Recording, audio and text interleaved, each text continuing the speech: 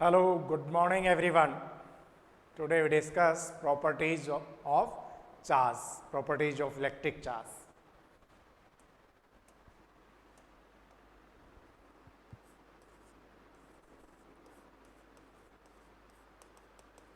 Properties of electric charge.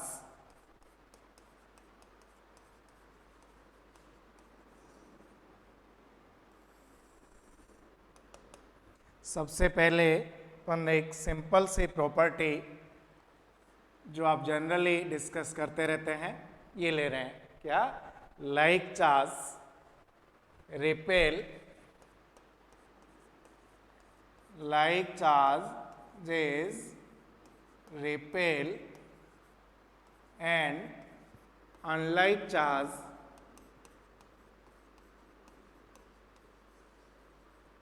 attract to each other, attract to each other.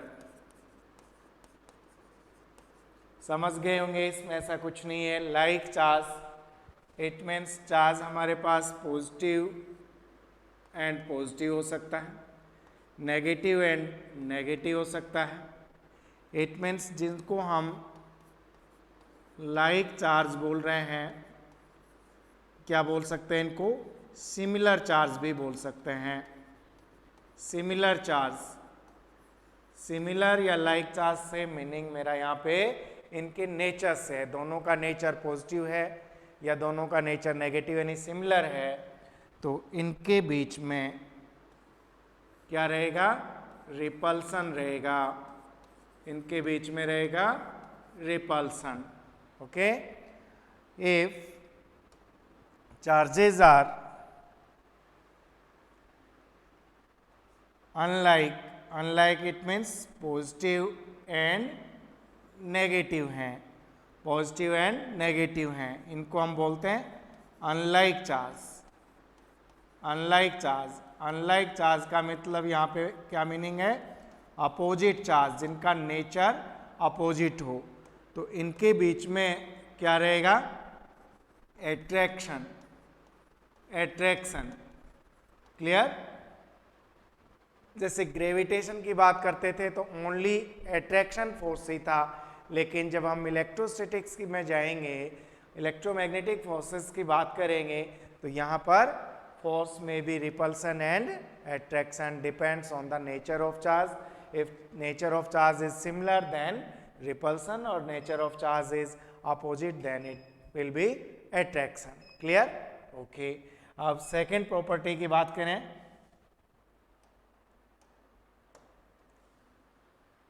second property हम ले रहे हैं, charge is additive. Charge is additive.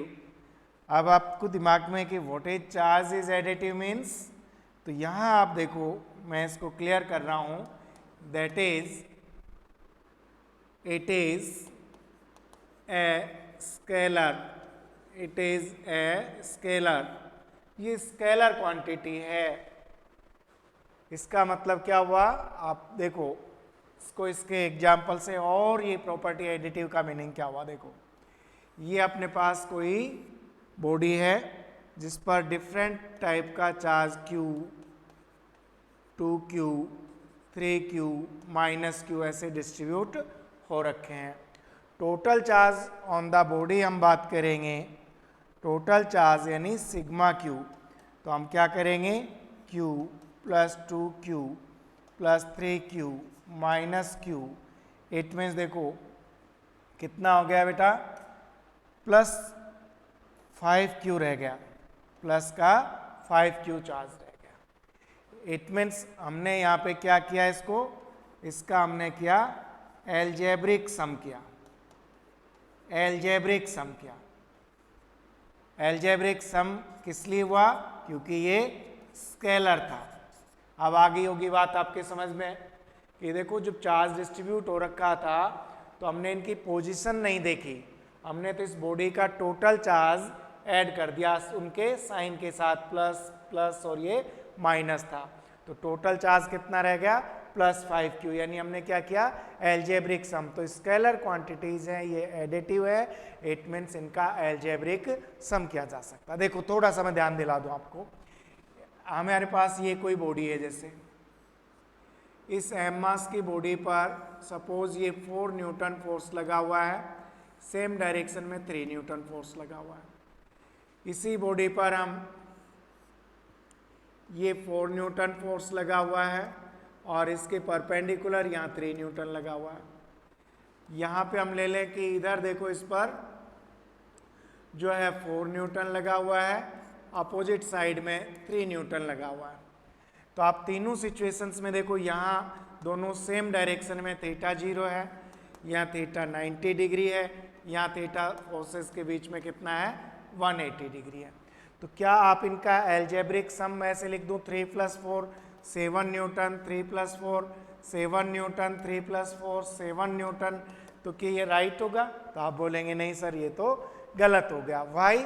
That is the difference कि यहाँ charges की कोई direction नहीं है, स्केलर हैं, इनका हम एल्जेब्रिक सम कर सकते हैं। इसकी तो डायरेक्शन है, हमें थीटा पे यहाँ नहीं देखा कि किस एंगल पर चार्ज कौन सा रखा हुआ है, हमें एंगल की जरूरत नहीं पड़ी, पर फोर्स क्या है, वेक्टर क्वांटिटी है, तो इनका ये तरीका गलत है। तो हम क्या काम करते हैं, वेक्टर में हम निकालते हैं, तो आपके ध्यान होगा वेक्टर में रिजल्टेंट जो होता है वो थीटा पर डिपेंड करता है, p² + q² + 2pq cos theta पर डिपेंड करता है। यहाँ थीटा 0 लिखेंगे तो इनका जो रिजल्टेंट फोर्स आएगा 3 + 4 यानी 7 न्यूटन आएगा। यहाँ इनका रिजल्टेंट निकालूंगा मैं, 90 डिग्री पर है, तो 3 का स्क्वायर + 4 का स्क्वायर √ यानी यहाँ पे रिजल्ट आया 5 न्यूटन। यहाँ दोनों 180 पर हैं, तो इनका नेट आएगा 4 - 3 यानी 1 न्यूटन। तो इनका एल्जेब्रिक सम नहीं हुआ। वाई? एल्जेब्रिक सम क्यों नहीं हुआ भाई इनका? क्योंकि ये जो फोर्स था ये कैसा था, वेक्टर क्वांटिटी थी, ये वेक्टर क्वांटिटी थी। तो वेक्टर क्वांटिटीज में वेक्टर सम करते हैं, उनके बीच एंगल पर डिपेंड करता है, थीटा पर डिपेंड करता है, जबकि यहाँ पे ऐसा नहीं था। Is it clear? किस बात को? चार्ज इज एडिटिव, ऐड किया जा सकता है, एल्जेब्रिक सम किया जा सकता है, because charge is a scalar quantity. Vector का एल्जेब्रिक सम नहीं करते हैं, इनका वेक्टर सम करते हैं। Is it clear? चलो थर्ड पर जाते हैं अपन। थर्ड प्रॉपर्टी ले रहे हैं, charge is invariant, charge is invariant. अब यहां फिर आपको ये परेशान करेगा, व्हाट इज इनवेरिएंट? तो मैं इसको क्लियर कर दूं, that is magnitude of charge, magnitude of charge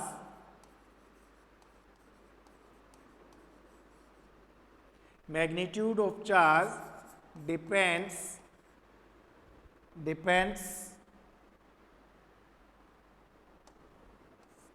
magnitude of charge doesn't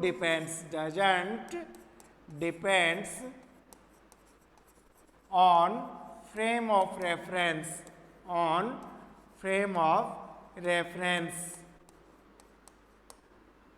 जैसे हम मैकेनिक्स में पढ़ते थे कि that body is in condition of rest and that body is moving, तो हम कहते थे that is meaningless because we are stationary with compare to platform, but we are all are moving respect to the sun. हम sun के चारों ओर अर्थ के साथ movement भी कर रहे हैं, तो वहाँ विद रेस्पेक्ट टू हमें कोई फ्रेम ऑफ रेफरेंस लेना होता था। चार्ज में ऐसा नहीं है, चार्ज इनवेरिएंट है, दैट इज हम ये कह सकते हैं स्पीड पर डिपेंड नहीं करता, इसकी पोजीशन पर डिपेंड नहीं करता। मतलब magnitude of charge does not depends on speed. और कैसे समझ सकते हैं? देखो हमारे पास ये इलेक्ट्रॉन है, इलेक्ट्रॉन कैसा है? स्टेशनरी इलेक्ट्रॉन है, रेस्ट कंडीशन में है। इसका मैग्नीट्यूड ऑफ चार्ज कितना है? 1.6 × 10⁻⁻19 कूलम चार्ज है। मैंने यहाँ इलेक्ट्रॉन लिया, ये इलेक्ट्रॉन ले लिया मूविंग, कई बार तो moving with speed of light ऐसे दे दिया मैं, with speed of light, then magnitude of charge अब भी कितना है 1.6 into 10 to the power minus 19। It means magnitude of charge doesn't depends on speed, on rest, उस पर डिपेंड नहीं करता है। फ्रेम ऑफ रेफरेंस पर किसके रेस्पेक्ट में बोल रहे हैं, वो भी, इट मीन्स ये इंडिपेंडेंट है, इसका मैग्नीट्यूड इनसे प्रभावित नहीं होता है। ओके, तो 3 प्रॉपर्टी हमने पढ़ चुके हैं। 4th प्रॉपर्टी पे जा रहे हैं हम। देखो 4th प्रॉपर्टी हम ले रहे हैं, property number 4, charge is conserved, charge is conserved, charge is conserved. इस पर बेटा स्टार लगा लो, इसको थोड़ा सा और डिटेल में हमें पढ़ने की जरूरत है। चार्ज इज कंजर्व्ड, तो charge is conserved, what is the meaning, तो हम क्या बोल सकते हैं, charge can neither be create nor be destroyed, but frictional electricity में हम पढ़ते हैं when glass rod rub with silk then glass rod becomes positive and silk becomes negative. तो हम फंस जाएंगे। कोई आपसे रिवर्स पूछेगा कि देखो चार्ज तो क्रिएट नहीं होता, आपने तो खट से रब किया और चार्ज क्रिएट कर लिया, यानी फ्रिक्शनल इलेक्ट्रिसिटी में चार्ज क्रिएट हो रहा है, बल्कि वहाँ क्रिएट नहीं हो रहा है। पर आप इस तरह की बात करोगे तो आपको दिमाग में रखनी होगी। तो अपने को इसको स्टेप बाय स्टेप मैं इसको अलग अलग 3 या 4 पॉइंट से आपको क्लियर करूंगा। देखो फर्स्ट, जब ये मीनिंग है अपना कि चार्ज इज कंजर्व्ड, इसकी बात क्लियर करनी है हमें। तो चार्ज इज कंजर्व्ड की बात मैं करूं तो देखो फर्स्ट चीज हम ये ले सकते हैं, the total charge, the total charge, the total charge on a body always, इसमें एक थोड़ा सा और ध्यान रख लें कि हम जब ये बात करें कि total charge on a body, तो आप ध्यान रखना ऑन ए आइसोलेटेड बॉडी, और आइसोलेटेड बॉडी और क्या बोल सकते हैं, सिस्टम जिसका हम स्टडी कर रहे हैं। The total charge on a isolated body or system always remains constant, always remains constant. It means total charge का मीनिंग यहाँ total positive charge plus total negative charge, इनको ऐड करेंगे तो हमेशा ये कैसा रहेगा, कांस्टेंट रहेगा, ये हमेशा कांस्टेंट रहेगा।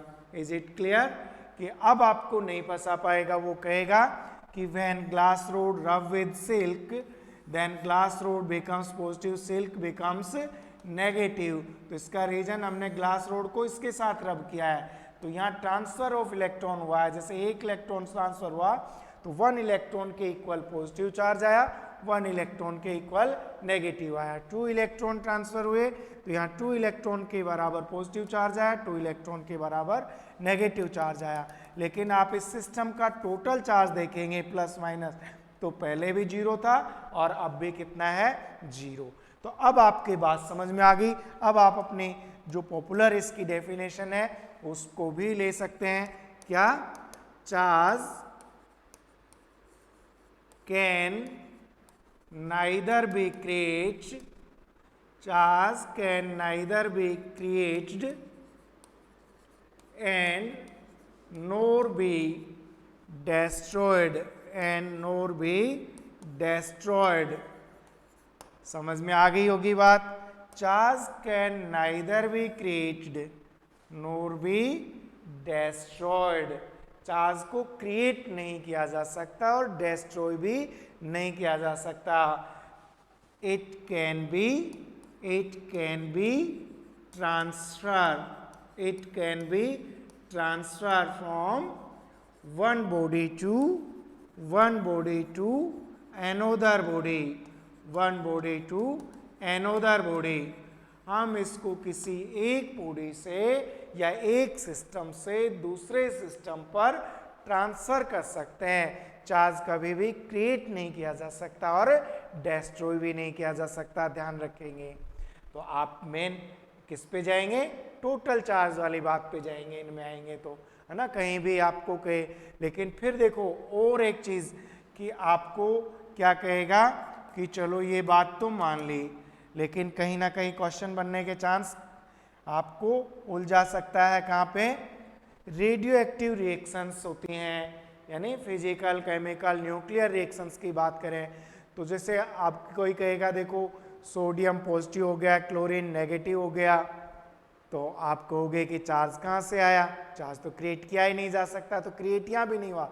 NaCl का टोटल चार्ज 0 था, जब ये आयोनाइज हुआ तो Na प्लस बना, उतना ही Cl माइनस बना, टोटल चार्ज अब भी कांस्टेंट है, इट मीन्स 0 है। लेकिन यदि रेडियो एक्टिव की बात करेंगे तो रेडियो एक्टिव मटेरियल से alpha, beta, gamma particles, alpha particles it means 2e positive particles हैं, बीटा मतलब E नेगेटिव पार्टिकल्स हैं, गामा न्यूट्रल है, इनका हमेशा वहाँ से रेडिएशन अल्फा बीटा पार्टिकल्स का एमिशन होता रहता है। तो ये चार्ज कहाँ से आया, यानी इसमें क्या कंजर्वेशन ऑफ चार्ज अप्लाई होता है? तो मैं कहूँगा यस, क्योंकि कंजर्वेशन ऑफ चार्ज कैसा है? यूनिवर्सल है, कहीं कोई एक्सेप्शन नहीं है। तो एक और पॉइंट से आपको क्लियर कर सकता हूँ कि देखो in any physical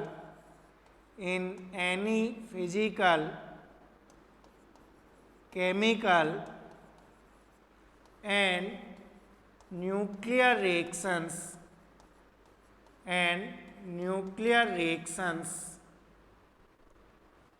in any physical, chemical and nuclear reactions, total charge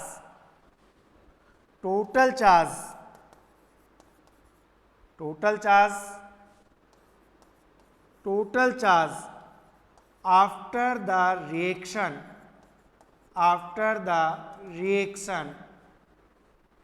always equal to the total charge before the reaction। समझ में आ गई होगी बात कि किसी भी रिएक्शन में जाएंगे फिजिकल, केमिकल और न्यूक्लियर, तो आप टोटल चार्ज देखेंगे आफ्टर द रिएक्शन और total charge before reaction always remains equal. कैसे? देखो कहीं भी मैं आपको एक एग्जांपल, आप केमिस्ट्री में भी देखते होंगे कि किसी रिएक्शन को अपने को चेक करना है करेक्ट या इनकरेक्ट, तो एक आयोनिक मेथड होता है कि आप टोटल इलेक्ट्रॉन लेफ्ट साइड का टोटल चार्ज आप लेफ्ट साइड का कैलकुलेट कर लो, वो हमेशा टोटल चार्ज राइट पार्ट के इक्वल होगा।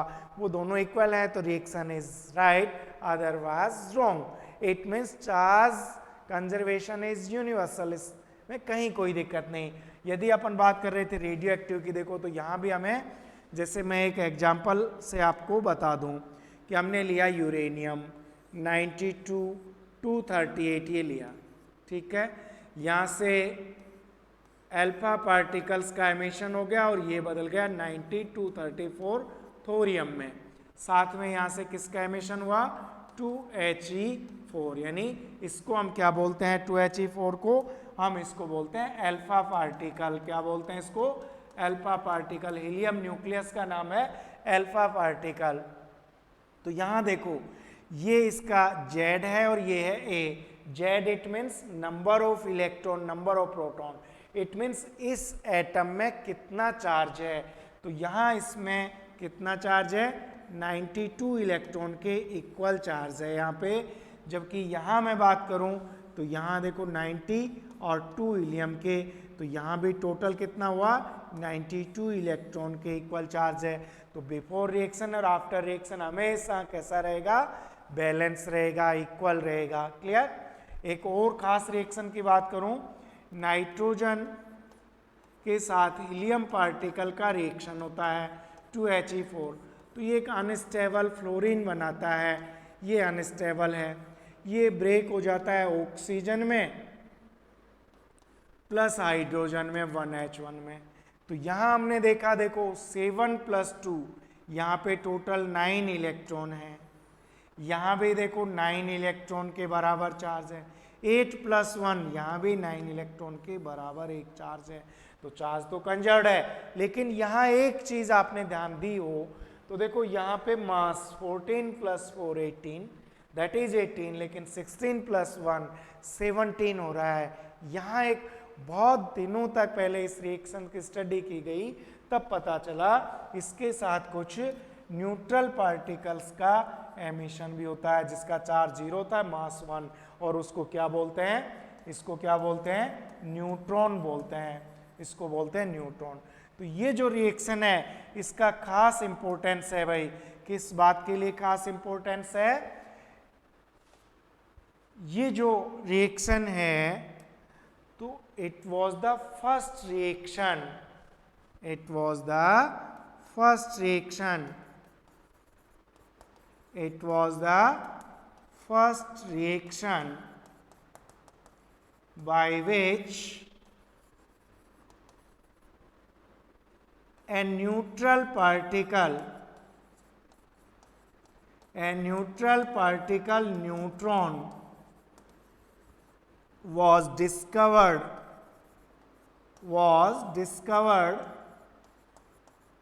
by Chadwick। अब बात समझ में आएगी। आज पढ़ते थे ना आप आज तक कि चैडविक ने न्यूट्रॉन को डिस्कवर किया, और यहाँ हम सीख गए कि किस रिएक्शन से डिस्कवर किया। फर्स्ट टाइम यहाँ से न्यूट्रॉन को डिस्कवर किया गया। Is it clear? ओके। अब आपको देखो कुछ एग्जाम्पल में कंजर्वेशन ऑफ चार्ज के और क्या एग्जाम्पल बता सकता हूँ। देखो फोर्थ, हमें एक वर्ड सुनने को मिलेगा, पेयर प्रोडक्शन। पेयर प्रोडक्शन में equal and opposite charge appear होते हैं, और ऐसा लगता है कि यहाँ चार्ज क्रिएट हो गए, पेयर में क्रिएट हो गए। लेकिन मैं आपको बताऊं, देखो ये रिएक्शन क्या है। व्हेन ए हैवी न्यूक्लियस, ये कोई न्यूक्लियस है, यहाँ से कोई हायर एनर्जेटिक, जिनकी एनर्जी 1.02 मेगा इलेक्ट्रॉन वोल्ट से अधिक हो, ये पार्टिकल्स फोटोन जिनको हम बोलते हैं हायर एनर्जी पार्टिकल्स, इससे रिएक्शन करते हैं।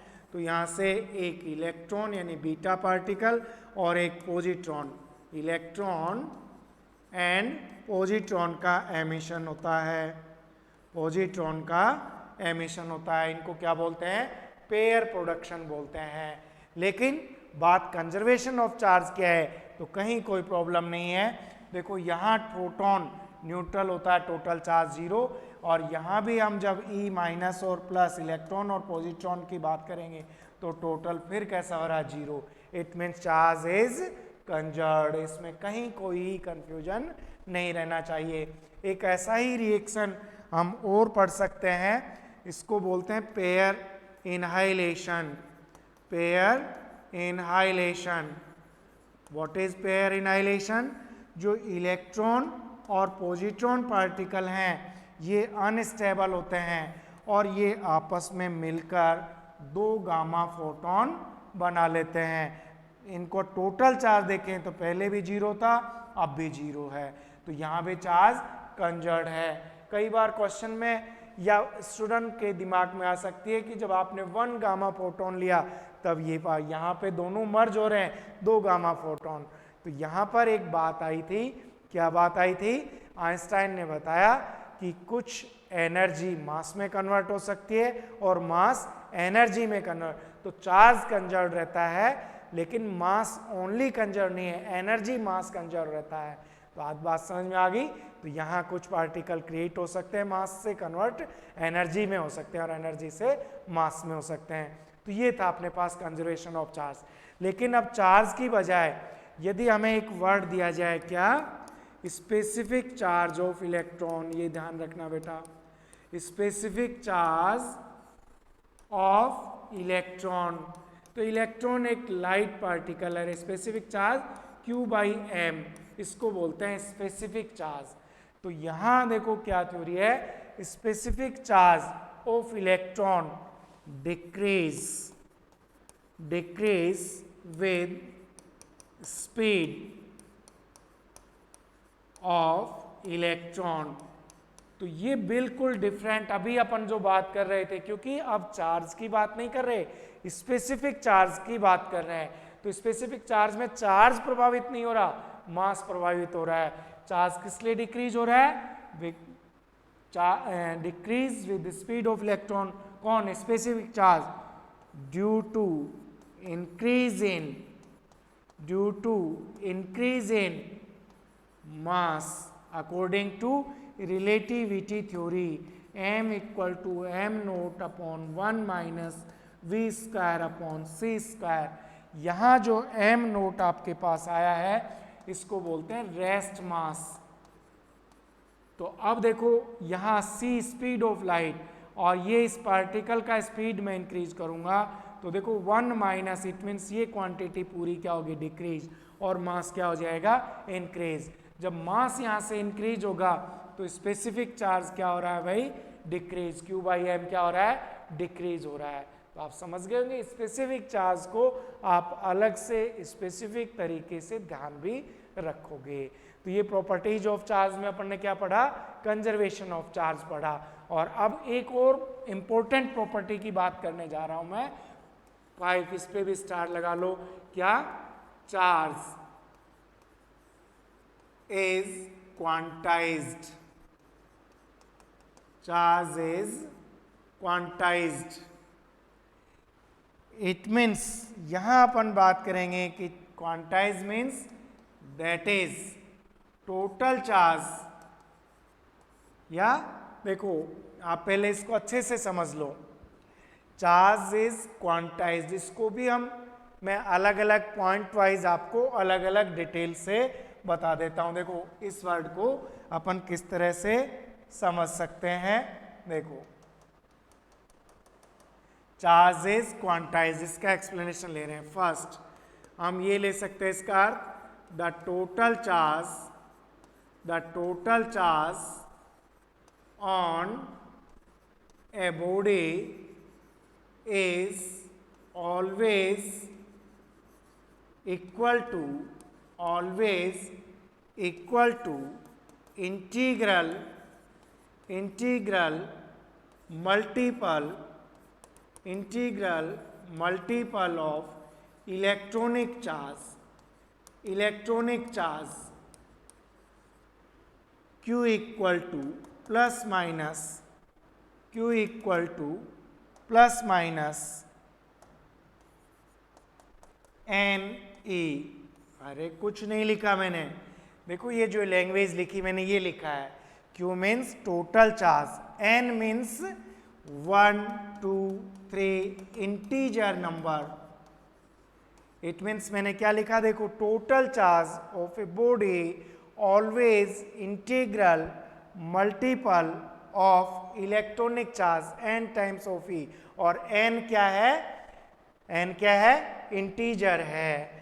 तो अब देखो total charge on a body is always equal to integral multiple of electronic charge. समझ में आ गई होगी। ऐसे नहीं समझ में आए कि व्हाट इज क्वांटाइज्ड, तो पहले आप इस वर्ड मीनिंग को क्लियर करता हूं मैं। देखो एक और पॉइंट से, those physical quantities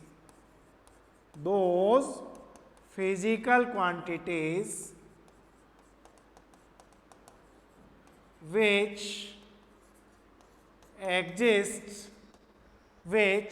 exist in form of discrete lumps or packets are called quantized value, and discrete lumps or packets known as quantum value of quantity, quantum value. तो अब आपके बात समझ में आ गई होगी। हमने क्या लिखा? those physical quantities which exist in form of discrete lumps or packets। ऐसी सभी फिजिकल क्वांटिटीज जो discrete lumps, separate lumps, bundles, packets के रूप में होती हैं, वो सब की सब क्या कहलाती हैं? क्वांटाइज्ड वैल्यू कहलाती हैं।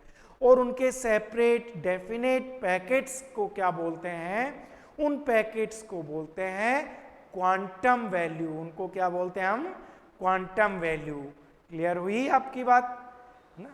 तो अब देखो और एक चीज मैं आपको बताऊं कि अभी भी नहीं समझ में आ रही था, कि आपके पास देखो कुछ बॉल कलेक्ट करनी है, गेंद कलेक्ट करनी है, तो आप कितना गेंद उठा सकते हो? मिनिमम 1, मिनिमम 2, मिनिमम 3, मिनिमम 4, ऐसे इंटीजर में उठा सकते। ऐसा नहीं एक बार में गेंद का 1/4 पार्ट उठा लिया, फिर 2-3 पार्ट उठा लिया, फ्रैक्शन में नहीं ले सकते हो। Is it clear? It means ball is quantized physical quantity.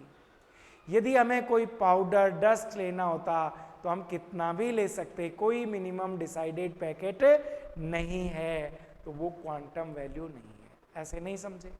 आपको मैं 10 रुपीज़ देता हूँ, 10 रुपीज़ का 2 पीस करके मैं दे दूँ कि ये बेटा आप रखो और ये रखो, दोनों चॉकलेट ले लेना और एंजॉय करो। तो 10 रुपीज़ के 2 पीस के तो 5 + 5 नहीं हुए, क्या हो गया? 0, बिकॉज उस पेपर का एक मिनिमम डिसाइडेड वैल्यू था, उस पेपर का मिनिमम डिसाइडेड एक पैकेट था जिसका 10 रुपीज़ था। आपने उसका कोई भी पार्ट पीस कर दिया तो अब वो क्या हो गया? 0, बिकॉज रुपीज इज क्वांटाइज्ड। और दूसरा तरीका ये था, मैं 10 रुपीज़ का चॉकलेट लेके आता और चॉकलेट के पीस करके आपको दे देता, तो दोनों पीस में बरोबर टेस्ट जाता, और भी पीस करते उनमें भी बरोबर जाता।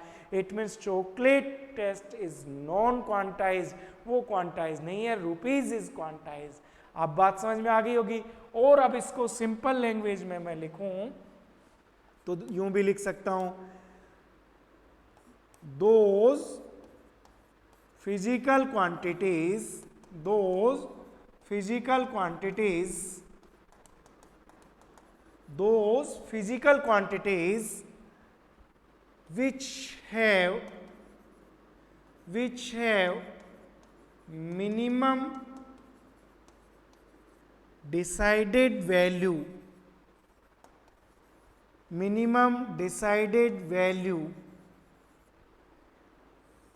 known as quantized value, and that minimum decided value is known as quantum value,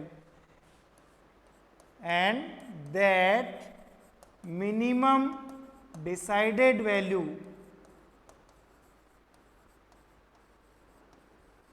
is known as quantum value of related physical quantity। उसको हम बोलेंगे quantum value of related physical quantity। is it clear? okay, तो अब देखो सब चीजें आपको बिल्कुल क्लियर हो गई हैं। तो यहां मैं एक क्वेश्चन पूछ लूं, क्या what is the quantum value of charge? what is the quantum value of charge? ये क्वेश्चन हमें बन जाए, what is the quantum value of charge? तो क्वांटम वैल्यू ऑफ चार्ज का मतलब ±1.6 इंटू 10⁻⁻19 कूलाम, ये एक चार्ज हो गया। Minimum decided value ±1.6 into 10⁻⁻19 coulomb. Is it clear? ठीक है। तो अब देखो अपन एक और चीज देखें, यहां पर एक क्वेश्चन आएगा, possible value of charge, possible charge. आपको 3-4 ऑप्शन दे दिए, कोई 1.6 इंटू 10⁻20, कोई ऐसे 4 ऑप्शन दे दिए कि which one is possible charge. तो फिर मैं क्या निकालूंगा, जो भी गिवन चार्ज है बाई ई करूंगा इक्वल टू एन जो आएगा ये इंटीजर आना चाहिए। यदि ये इंटीजर आता है तो that is possible, otherwise not possible, क्योंकि चार्ज q इक्वल टू क्या होता है एन। तो q को e से डिवाइड करूं तो n इंटीजर में आना चाहिए, पॉइंट में, फ्रैक्शन में नहीं आना चाहिए, क्योंकि चार्ज क्या है, क्वांटाइज्ड है, तो पॉसिबल होगा। अच्छा, एक क्वेश्चन छोटा सा इसी तरह मैं आपसे और पूछ लूं कि to given +1 coulomb charge, to given +1 coulomb charge, we should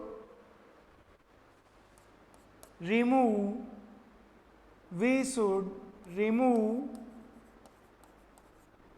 1.6 into 10 to the power -19 electron. Second option दिया we should remove 6.25 into 10 to the power 18 electron. Third option दिया मैं we should add 1.6 into 10 to the power -19 electron. और fourth option दिया we should remove 6.25 into 10 to the power 18 electron. तो कौन सा answer choose करोगे बेटा, जल्दी क्विक, कि हमें किसी बॉडी को +1 कूलम चार्ज देना है। तो सबसे पहले तो प्लस साइन है, और तो प्लस साइन का मीनिंग क्या है, प्लस कब आएगा, जब किसी बॉडी से हम इलेक्ट्रॉन को रिमूव करेंगे, माइनस कब आएगा, जब ऐड करेंगे। तो बेटा ऐड वाले ऑप्शन तो आप हटा ही दो। फिर अब रिमूव के 3 ऑप्शन हो गए हमारे पास कि कौन सा करें। ये सेम ऑप्शन लिख दिया क्या, ये नहीं सही है, ये अपन ने रिमूव और इसको कर लो ऐड। तो फिर ऐड वाले ऑप्शन तो वैसे ही हट जाएंगे। Is it clear? तो फिर पता कैसे लगाएं, अभी हमें पता है कि चार्ज हमेशा प्लस माइनस एन ही होता है। तो एन नंबर ऑफ इलेक्ट्रॉन निकालने हैं तो क्या कर लेंगे, क्यू बाई चार्ज कितना देना है 1 कूलम, ई कितना है 1.6 इंटू -19। तो इसको अपन सोल्व करते हैं, जब आता है 6.25 into 10 to the power 18 plus है, इसका मतलब हमें रिमूव करने पड़ेंगे, प्लस है तो इसका मतलब हमें रिमूव करने पड़ेंगे कितने इलेक्ट्रॉन, ये। तो करेक्ट आंसर हो गया अपने पास सेकंड। तो ये किससे पॉसिबल हुआ, चार्ज इज क्वांटाइज्ड।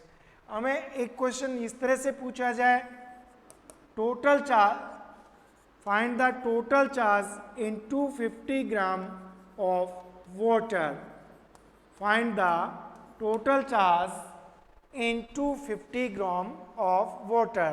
हमें इसमें वाटर में, वाटर का मतलब H2O में, और H2O का मतलब देखो कितना हो गया, इसका H2O का 2 + 16 यानी इसका वेट एटॉमिक मास कितना हो गया 18 ग्राम।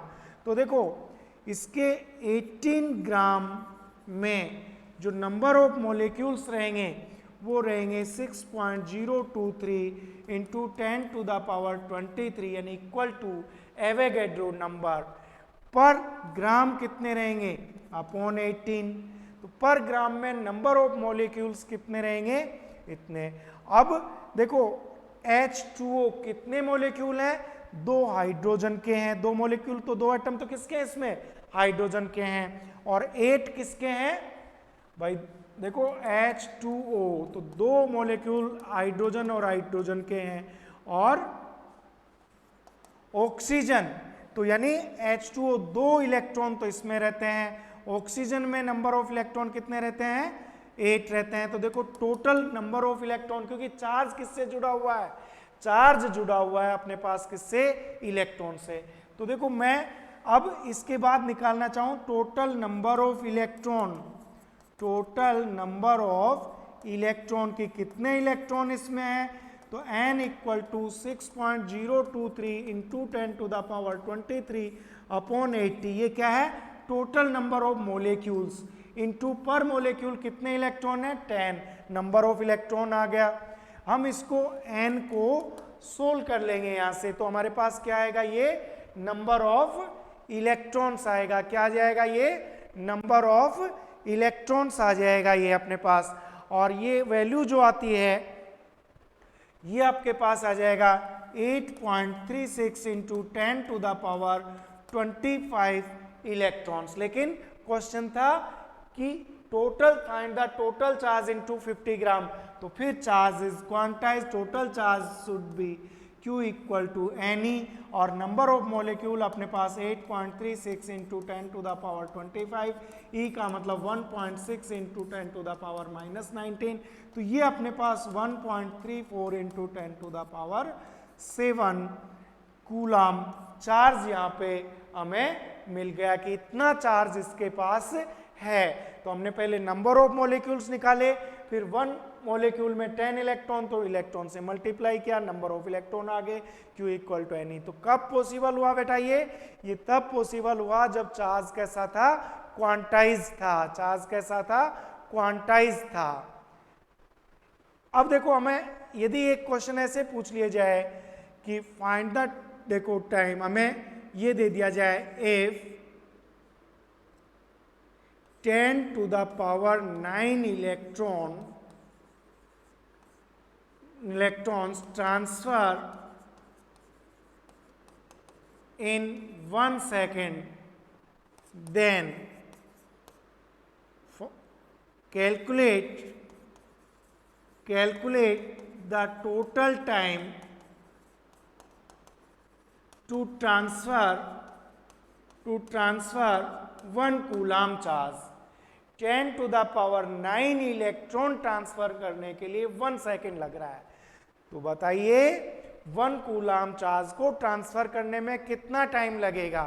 तो हमें सबसे पहले नंबर ऑफ इलेक्ट्रॉन फाइंड करने होंगे, किसमें, इन 1 कूलम, और इसका नंबर ऑफ इलेक्ट्रॉन का एक ही तरीका है, Q by E, 1 by 1.6 into 10 to the power -19, number of electron आ गए 6.25 इंटू 10 टू द पावर 18 ये इलेक्ट्रॉन। तो अब हमारे पास टोटल टाइम हमें फाइंड करना है। तो देखो 10 टू द पावर में 1 सेकेंड लगा पर इलेक्ट्रॉन 10 टू द पावर 9, और 6.25 into 10 to the power 18 electron में कितना टाइम लगेगा। तो ये अपने पास 6.25 into 10 to the power 9 second का टाइम हमें लग गया।